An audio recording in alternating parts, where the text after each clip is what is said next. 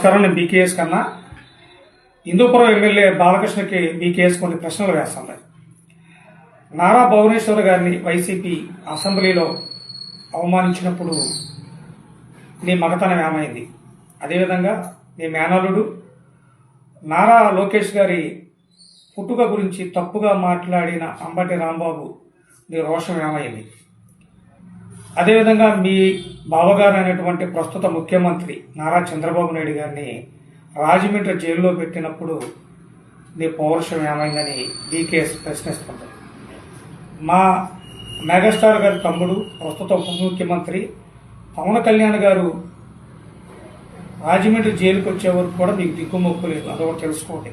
అదేవిధంగా మా మెగాస్టార్ చిరంజీవి గారు స్వయం కృషితో అంచెలంచెలా ఎదుగుతూ ఎదిగే కొద్దీ ఒదిగే ఉండే మనస్తత్వం చిరంజీవి గారిది.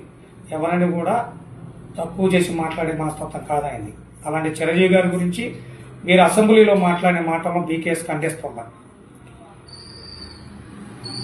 ఈరోజు టీడీపీ పార్టీ చిరంజీవి గారిని అవమానిస్తూ మాట్లాడుతున్నా పొత్తు ధర్మంలో భాగంగా మా జనసేన నాయకులు సైలెంట్గా ఉన్నందుకు శుభాకాంక్షలు తెలియజేస్తున్న బీకేఎస్.